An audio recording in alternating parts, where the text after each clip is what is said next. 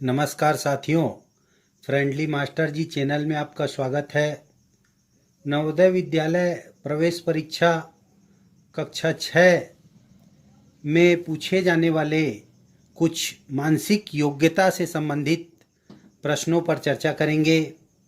परीक्षा में पूछे जाने वाले सभी 10 प्रकार के प्रश्नों का विवरण इस वीडियो में देंगे।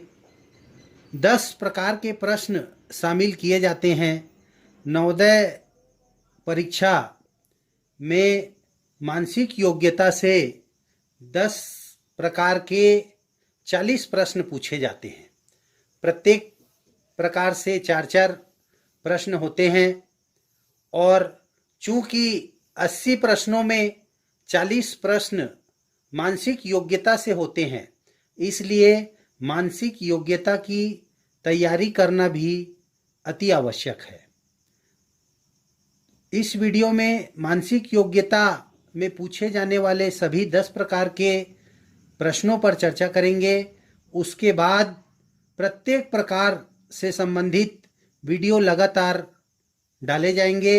आप वीडियो को अंत तक देखिए और मानसिक योग्यता से संबंधित प्रत्येक प्रश्नों पर अभ्यास कीजिए। परीक्षा में पूछे जाने वाले सभी 10 प्रकार के प्रश्न इस प्रकार हैं। पहला प्रश्न होता है वर्गीकरण प्रकार के प्रश्न। इस प्रश्न में 4 विकल्प दिए हुए होते हैं। इसमें से 3 विकल्प एक समान होते हैं और चौथा उससे कुछ हट करके होता है। इसमें उस विकल्प का चयन करना होता है जो अलग प्रकार का होता है। तो इसमें देखते हैं, चलिए इस प्रश्न में ये उदाहरण है। इसमें देखते हैं तीर का निशान बाहर की ओर है, इसमें भी बाहर की ओर है और इसमें भी बाहर की ओर है, लेकिन तीसरे में तीर का निशान गोले की ओर है, इसलिए ये क्रमांक 3 इसका सही विकल्प होगा। इसी प्रकार हम उदाहरण 2 को देखें। 4 विकल्प यहाँ पे दिए हुए हैं। चारों विकल्प में 3 विकल्प कुछ समानता रखते हैं और एक विकल्प इससे कुछ हट करके है। तो देखते हैं कि उस विकल्प को देखते हैं। देखिए, इसमें देखिए ये विकल्प में 4 बराबर भागों में बटा हुआ है। इस विकल्प में भी देखते हैं, ये जो आकृति दी है वो 4 बराबर भागों में बटी हुई है। इस आकृति में भी देखिए 4 बराबर भागों में बटी हुई है, लेकिन इस आकृति में यदि हम गौर करें तो देखते हैं ये त्रिभुज कुछ बड़ा है, ये बाजू वाला कुछ छोटा है। इस प्रकार ये समान भागों में नहीं बटा हुआ है, इसलिए ये इससे हट करके है। इन 3 आकृतियों में समानता है और इसमें असमानता है, उसी को हमको चिन्हांकित करना है और इस प्रकार के प्रश्नों को हल करना होता है। प्रकार 2, समान आकृति की खोज। अब इसमें देखिए समान आकृति, ये समस्या आकृति है और 4 उत्तर आकृतियां दी हुई हैं। हमको इसी के समान, बिल्कुल इसी के समान ही आकृति का चयन करना है। देखते हैं यहाँ गोला है, एक लकीर है और इधर छोटी छोटी लाइनें हैं और यहाँ बड़े गोले में एक प्लस का चिन्ह है। तो यहाँ देखते हैं, देखिए इसमें इससे भिन्नता है, इसमें भी भिन्नता है। तीसरी आकृति में देखते हैं कि इसी के समान बिल्कुल सेम आकृति है, इसलिए इसका चयन करेंगे। क्रमांक 3 इसका सही विकल्प होगा।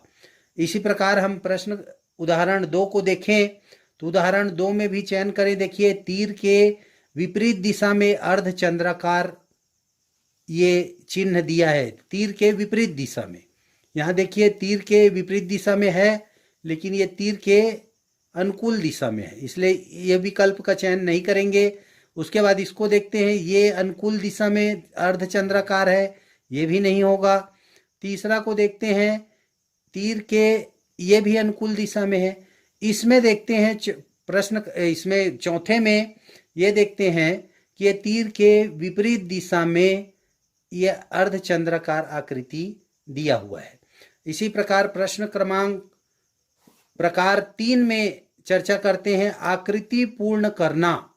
ये जो आकृति दी हुई है समस्या आकृति, इनमें से किस कटआउट को जोड़ेंगे इसमें, कि ये आकृति पूरी हो जाएगी। तो हम जोड़ने का प्रयास करते हैं। देखिए एक धन का चिन्ह यहाँ दिया हुआ है, ऐसे ऐसे लकीर खींचा हुआ है और ये ऐसे तिरछा। तो देखिए भी के आकार में लगभग ये ऐसे सीधी और ये लाइन तिरछी। इस कटआउट का प्रयोग करने से ये समस्या आकृति पूरी हो जाती है। तो यहाँ पे देखिए ये एक सीधी लकीर और ये तिरछी लकीर इसमें है, इसलिए हम विकल्प 1 का चयन करेंगे तो ये आकृति पूर्ण होगी। इसी प्रकार अन्य उदाहरण दूसरे में देखते हैं कि ये तीर का निशान इधर विपरीत दिशा में है और सीधी लकीरें नीचे की ओर हैं। इसमें भी देखिए विपरीत दिशा में है, तो यहाँ भी होना चाहिए एक लकीर और इस दिशा में तीर का निशान। इसमें चयन करते हैं। ये तीसरा क्रमांक जो है आकृति क्रमांक 3, इसमें देखिए एक लकीर है और ये तीर का निशान इधर की ओर दिया हुआ है। इसी प्रकार चौथे पे देखते हैं, श्रृंखला अथवा श्रेणी क्रम से संबंधित प्रश्न आते हैं। श्रृंखला का अर्थ होता है कि क्रमशः जो प्रक्रिया हो रही है वो आगे की ओर बढ़ती जाए। इसमें देखते हैं उदाहरण 1 को देखते हैं कि देखिए इसमें एक त्रिभुज बना हुआ है। श्रृंखला क्रम और श्रेणी से संबंधित प्रश्नों को हल करने के लिए हमको दिशा संबंधी और कोण संबंधी ज्ञान जरूरी है।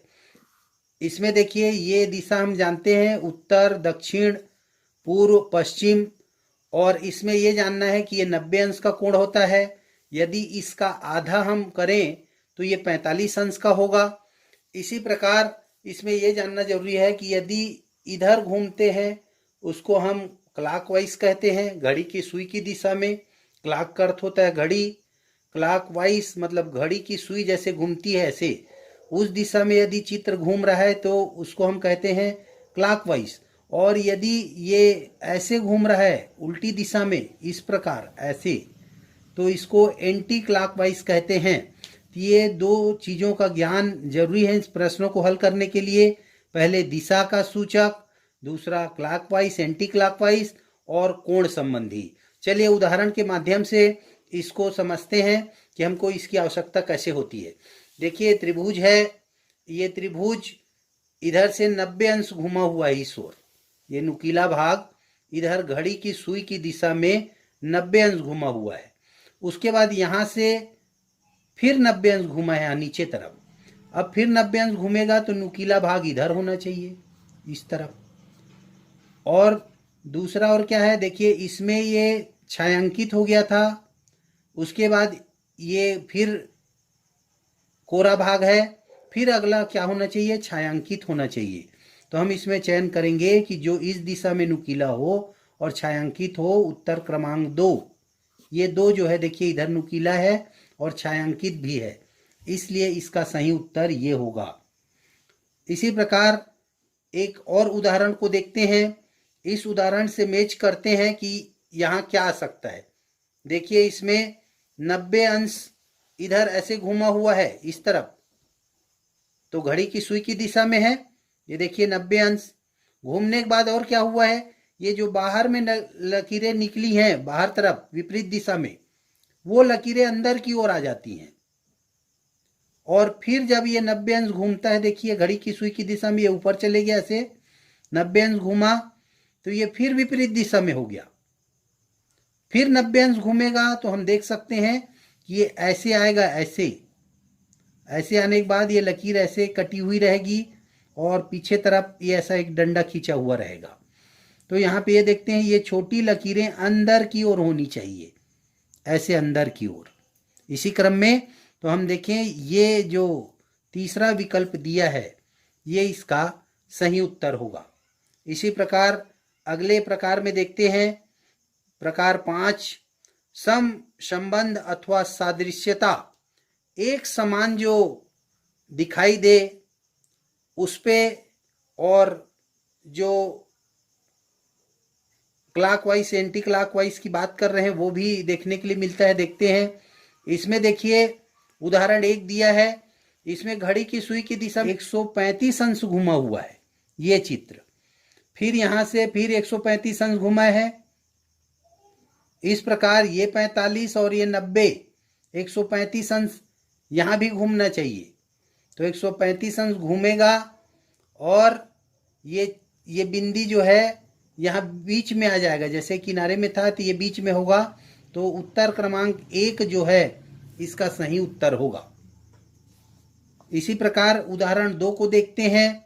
उदाहरण 2 में दिया है, देखिए ये गोले दिए हुए हैं, 5 गोले। अगले क्रम में क्या हुआ है, 5 गोले हैं और सभी छायांकित कर दिए गए हैं और इनकी दूरियां बढ़ गई हैं, इन गोलों की दूरियां बढ़ गई हैं।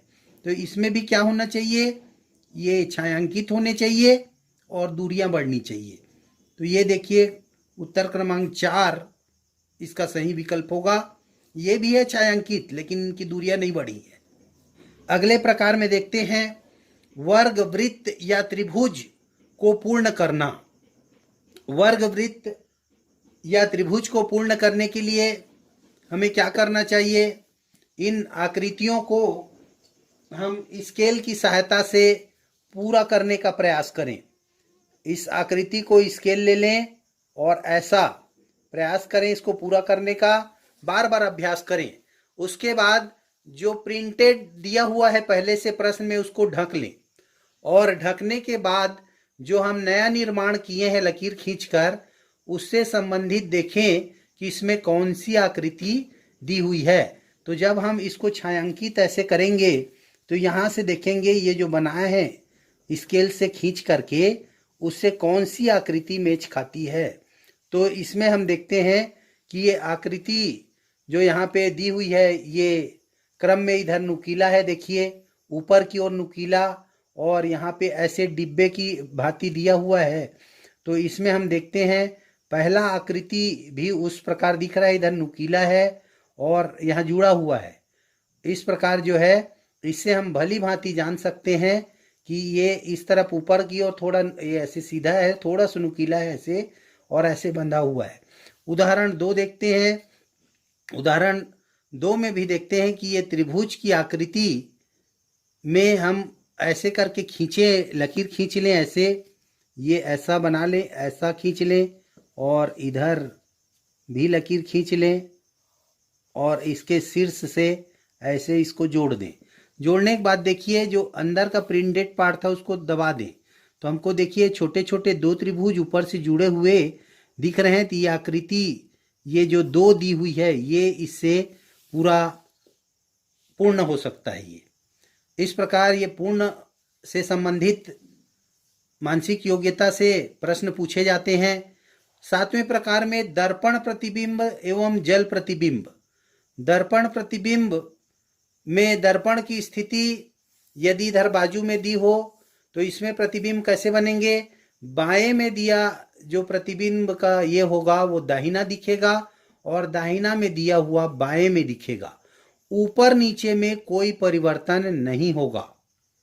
लेकिन जब जल प्रतिबिंब की बात करें तो ऊपर नीचे में परिवर्तन होता है। ऊपर की जो चिन्ह रहेंगे वो नीचे दिखाई देंगे, नीचे वाले ऊपर दिखाई देंगे और दाएं बाएं में जल प्रतिबिंब में कोई परिवर्तन नहीं होता। यहाँ पे देखते हैं दर्पण से संबंधित एक उदाहरण। दर्पण यहाँ पे दिया हुआ है, ये दिया है तो दर्पण में स्थिति क्या होगी, बाएं दाएं में आएगा और दायां बायां में जाएगा, ऐसी आकृति। लेकिन ऊपर नीचे कोई परिवर्तन नहीं होगा, इसलिए इसी प्रकार का चिन्ह ही चयन करेंगे। इसमें देखिए 2 विकल्प दिए हैं जिसमें बाएं और दाएं में परिवर्तन हुआ है, इसमें हम चयन करेंगे।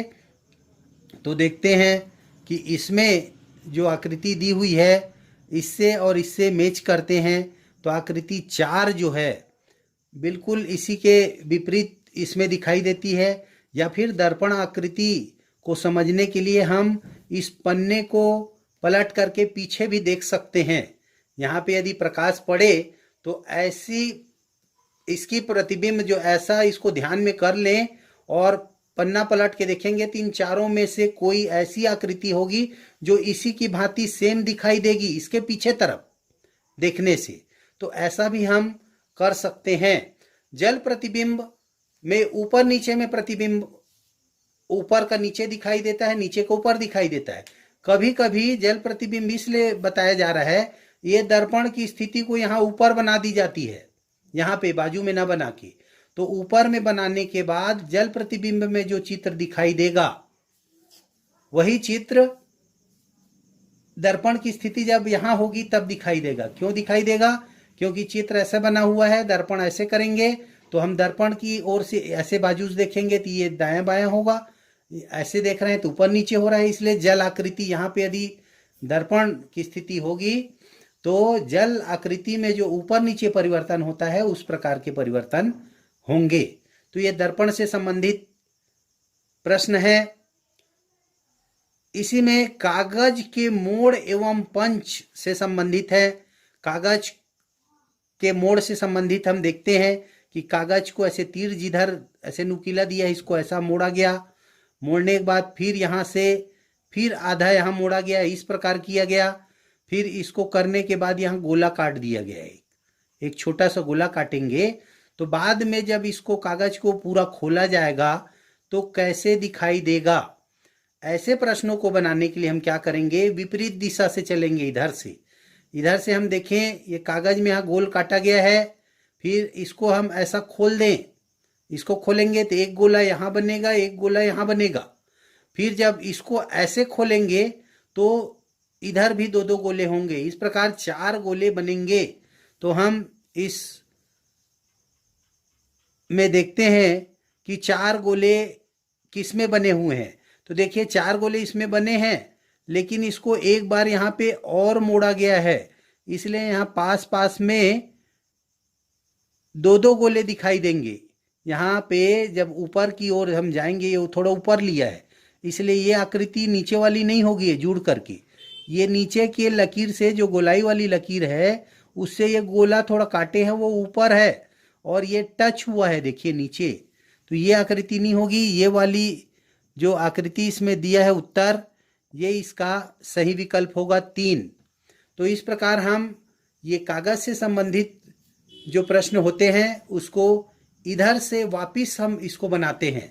इसी प्रकार देखिए कागज के टुकड़े से और दिया हुआ है, इसमें ये मोड़ा हुआ है, इसको एक बार ऐसे जैसे मोड़ा है इसमें वापिस दिशा में चलना है बनाते समय। जैसे इसमें दिया है कि इसको ऐसा मोड़ा गया तो ऐसा मोड़े तो आधा हुआ, फिर इसको ऐसा मोड़े तो ये छोटा टुकड़ा बन गया, फिर इसको आधे से यहाँ ऐसे कट करके मोड़ दिए, फिर ऐसा हुआ, फिर एक बार इसको ऊपर ले जाके मोड़े। तो इस प्रकार जो है ये गोलाई हम खोलते जाएंगे। इसको एक बार ऐसे खोलेंगे, ऐसे मुड़ा है तो इसको ऐसे खोलेंगे, तो यदि यहाँ पे हम छोटा गोला काटते हैं तो इससे लग करके इधर भी कटेगा। फिर यहाँ से हम फिर खोलेंगे एक बार इसको चौकोन ऐसे बनाने के लिए, तो 2 और 2 4 गोले हो गए। इस प्रकार जो है 4 गोले एक किनारे में बनेगा, यहाँ पे वैसी 4 यहाँ, वैसी 4 यहाँ और वैसी 4 यहाँ। इस प्रकार हम देखते हैं कि उत्तर क्रमांक 4 में ये 4-4 गोले बने हुए हैं। उसके बाद देखते हैं कागज के टुकड़ों को जोड़ने। हम कागज के टुकड़े, हमारे पास ऐसे भी प्रश्न पूछे जाते हैं कि ऐसे टुकड़े दे दिए गए हैं, छोटे छोटे टुकड़े दिए हैं, इनको जोड़ करके हम क्या बना सकते हैं। ऐसे प्रश्नों को हल करने के लिए इन आकृतियों को ध्यान से देखें कि इन टुकड़ों का प्रयोग किस आकृति में किया गया है। हम देखते हैं कि उत्तर क्रमांक 2 में यहाँ देखते हैं, देखिए ये गोलाई वाला ये प्रयोग किया गया है, इस त्रिभुज को यहाँ किया गया है, ये अर्ध चंद्राकार वाला जो दिख रहा है यहाँ दिख रहा है और ये छोटा त्रिभुज यहाँ दिख रहा है। इस प्रकार इसका हम चयन करते हैं। इन टुकड़ों को, जिस चित्र में सभी टुकड़ों को पाया जाता है उस चित्र का चयन करते हैं। अब देखते हैं छिपी आकृति से संबंधित भी प्रश्न आते हैं। 10वें प्रकार में देखते हैं कि ये जो आकृति दी रहती है हम यहाँ ढूंढेंगे कि ये आकृति कहाँ मिल सकती है। तो देखिए ये 2 वाले में देखिए हम देखते हैं ये ऊपर लकीर मिल जाएगा, फिर ये नीचे बीच वाली लकीर, फिर ये इस प्रकार जो मुड़े हुए हैं ऐसे हम यहाँ से ऐसे ऐसे मुड़ेंगे, ये देखिए मुड़ा हुआ है, फिर उसके बाद नीचे की ओर फिर ऐसे ये एक लकीर आ जाएगा यहाँ नीचे की ओर। तो इस प्रकार इसका चयन करेंगे। इसमें ए देखते हैं, एक ही आकृति यहाँ दिख रही, देखिए 4थे नंबर में यहाँ कहीं भी एक ही आकृति नहीं दिख रही है, चौथे में दिख रही, मतलब इसका चयन करेंगे। उसी प्रकार इसमें देखते हैं, इसमें आकृति जो है ये इस प्रकार की आकृति बनी हुई है, ऐसा, ये ऐसा तिरछा, इधर ऊपर की ओर तिरछा, फिर ये बाजू में लकीर, और नीचे की लकीर फिर ऐसे पेक की हुई है। इसमें हम देखते हैं तो आकृति क्रमांक जो 2 दिख रहा है, देखिए ये अंदर में, ये देखिए ऐसा ये बना है, और ये नीचे में लकीर पेक भी हुआ है इससे। तो इस प्रकार इसका चयन करेंगे। मानसिक योग्यता से संबंधित प्रश्नों को बार बार अभ्यास करें। आज का वीडियो आप लोग को अच्छा लगा हो तो लाइक करें, शेयर करें, सब्सक्राइब करें। सब्सक्राइब कर लिए हैं तो बेल आइकन के बटन को अवश्य दबाएं। धन्यवाद।